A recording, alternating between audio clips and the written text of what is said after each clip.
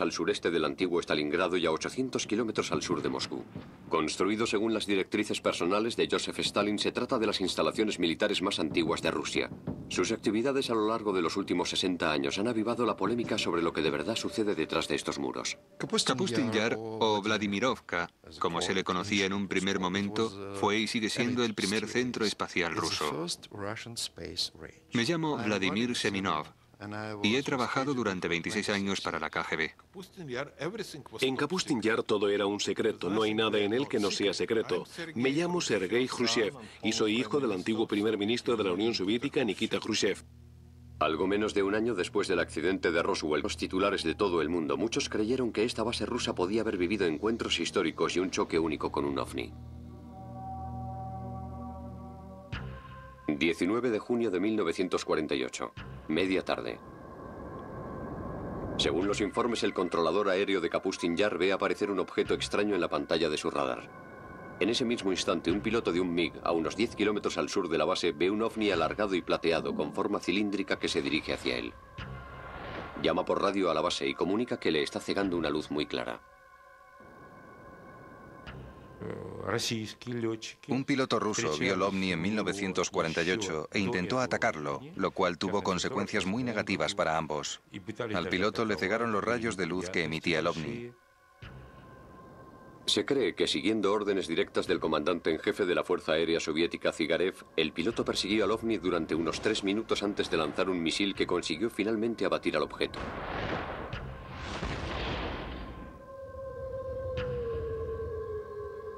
Pero al contrario que con el Roswell, este choque nunca salió en los periódicos. Estamos en 1948 y es una base aérea secreta. De repente aparece un cilindro sobre la base aérea más sensible de Rusia. Despegan los MiGs, es un combate aéreo, los pilotos rusos son buenos. Puedo ver aquel avión colocándose encima de la nave, los MiGs disparando sus cohetes mientras el arma de rayos de partículas hace explotar el MiG y ambos caen. Los informes indican que el piloto cegado, en un último intento por recuperar el control de su MiG, fue golpeado por las armas del objeto y murió dentro de su avión. ¿Qué utilizaron los alienígenas que estaban lanzando? Lo que probablemente estuvieran utilizando fue un arma de rayos de partículas. Sabemos lo que usó el MiG, que era lo que los rusos utilizaban entonces. El MiG disparaba sus balas, sus cohetes y las primeras versiones.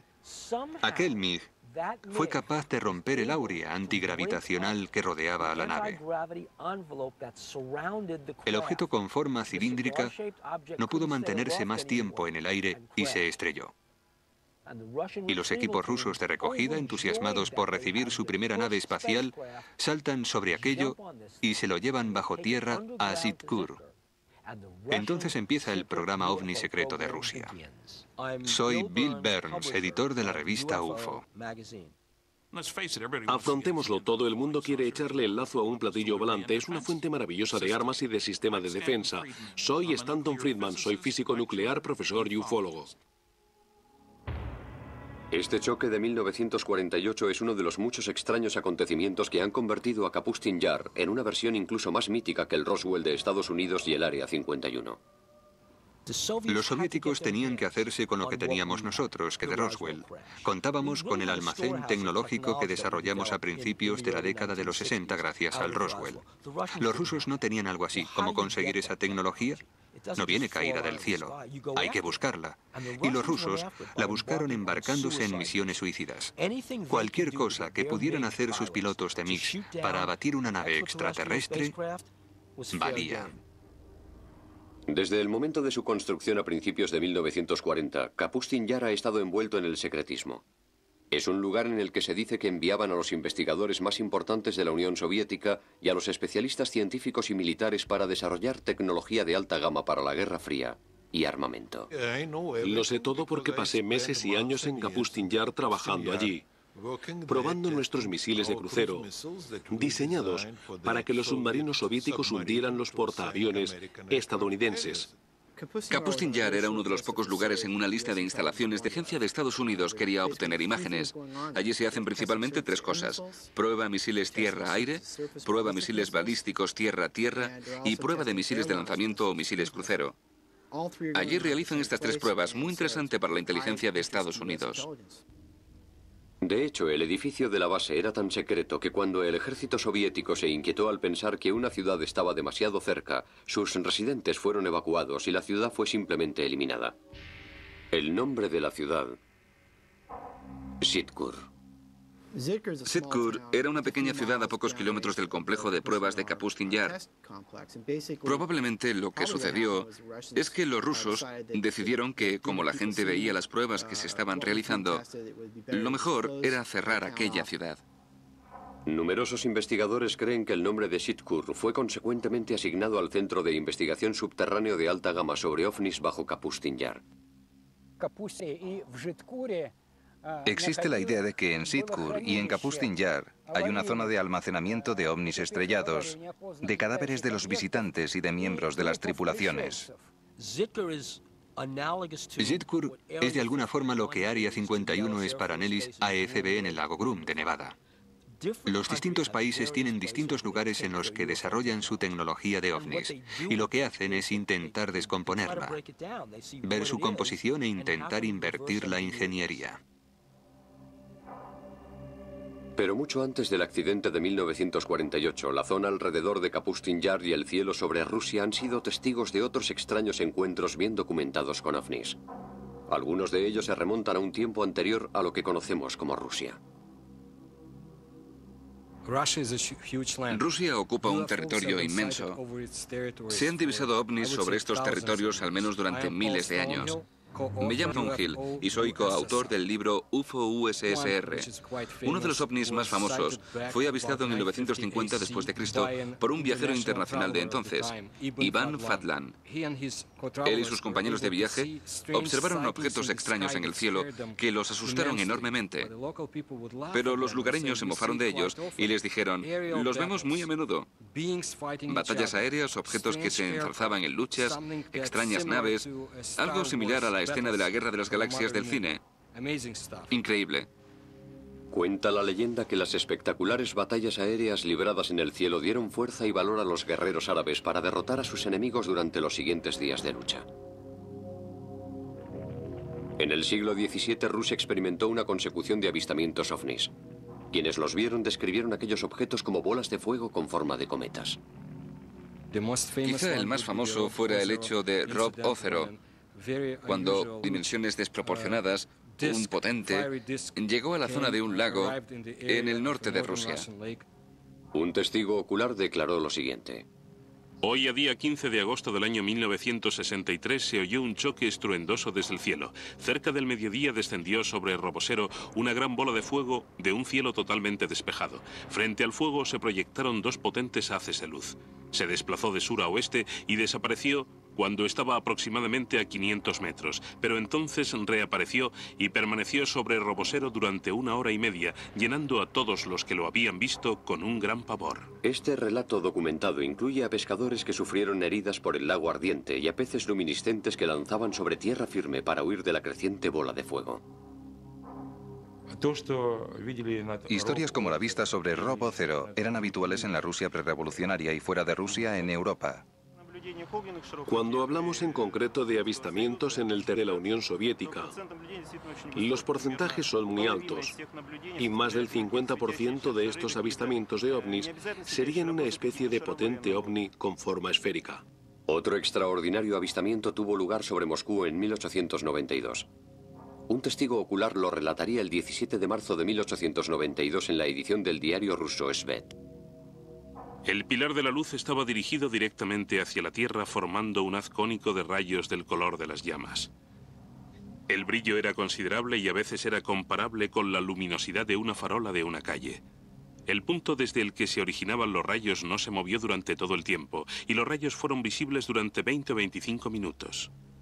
A pesar de que se han avistado enormes bolas de fuego sobre Rusia durante siglos, no ha habido ningún acontecimiento más sobrecogedor que el que arrasó el bosque siberiano de Tunguska en 1908. Por supuesto, fue una de las teorías que afirma que no era un cometa meteorito, que en realidad era una nave espacial.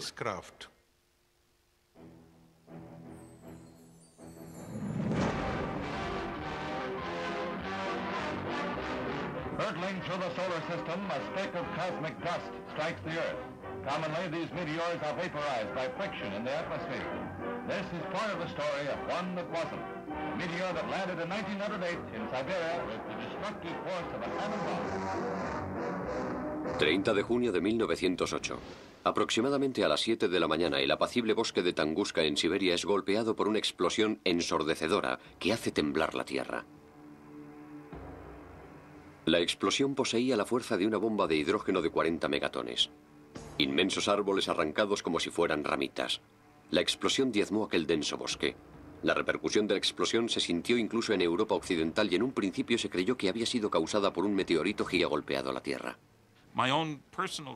Mi conclusión personal es que se trataba de, digamos, una manifestación de la madre naturaleza, pero no había ninguna inteligencia detrás de lo que sucedió allí. No fue un cohete que nos indicara que los alienígenas nos están observando a los terrícolas.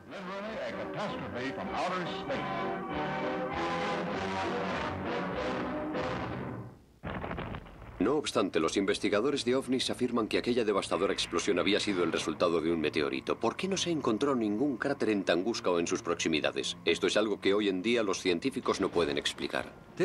Fue, digamos, una explosión, a pesar de que algunos lo llaman implosión. Varios kilómetros del bosque Tiga resultaron devastados. El acontecimiento en sí ocasionó cambios en el campo magnético de nuestro planeta. Los académicos opinan que lo que sucedió en Tunguska fue simplemente un meteorito, pero hay muchos datos que apuntan en la dirección contraria, que ese vuelo racional dirigido. Aquel objeto realizó un giro, algo que un objeto natural o un meteorito no habrían podido realizar. ¿Qué pudo haber ocasionado tal grado de devastación sin dejar un cráter? Los investigadores actuales de ovnis no han sido los primeros en sospechar que lo que sucedió en Tunguska fue obra de algo distinto a un meteorito. Los informes sugieren que Stalin consideró que la explosión de Tunguska fue el resultado de un ovni que había lanzado algún tipo de arma experimental. Stalin estaba interesado en la información recogida para determinar si los ovnis eran una amenaza inmediata a la seguridad soviética. Por esa razón utilizó a algunos de sus mejores científicos para obtener una evaluación. Científicos como Korolev estudiaron la composición de los ovnis. Sergei Korolev, uno de los científicos más reputados de la Unión Soviética, se convertiría en el padre del programa espacial ruso y en el hombre responsable del Sputnik. Junto con Stalin se propuso resolver el misterio de Tunguska. Aquellas investigaciones lo impulsaron a financiar la expedición al lugar en el que se había producido el acontecimiento de Tunguska. Sergei Korolev invirtió dinero propio en enviar en helicóptero una expedición a la zona de Tunguska. Korolev y Stalin nunca se conocieron. Algunos investigadores intentaron demostrar que Korolev sí se había reunido con Stalin, pero no encontraron ninguna prueba. Stalin imaginaba que podía haber sido en verdad una nave espacial. Quería encontrar los fragmentos de aquella nave, recomponerlos y recrear el objeto con objetivos militares. Inicialmente, Korolev encontró que muchas de las cicatrices físicas producidas en Tunguska seguían visibles. Pero el descubrimiento más sorprendente apareció en forma de fragmentos metálicos radiactivos encontrados en el lugar de los hechos, restos poco habituales de un asteroide o de un meteorito. Si se sigue la trayectoria de vuelo del objeto de Tunguska y se va más allá del lugar del choque, llega a una zona que los ufólogos rusos llaman el cementerio del demonio. Se trata de una zona de 300 metros cuadrados en la que no crece ni una planta y en la que mueren todos los animales. Una zona que además tiene unos niveles de radioactividad más altos de lo normal. Se trata de las consecuencias de un posible fragmento metálico radiactivo resultante del choque. Los niveles de radiación eran una realidad. Los meteoritos no bajan con ese nivel de radiación, así que una de las historias es que era una nave nodriza que había explotado. Se cree que Korolev le dijo en secreto a Stalin que el accidente de Tunguska había sido provocado en verdad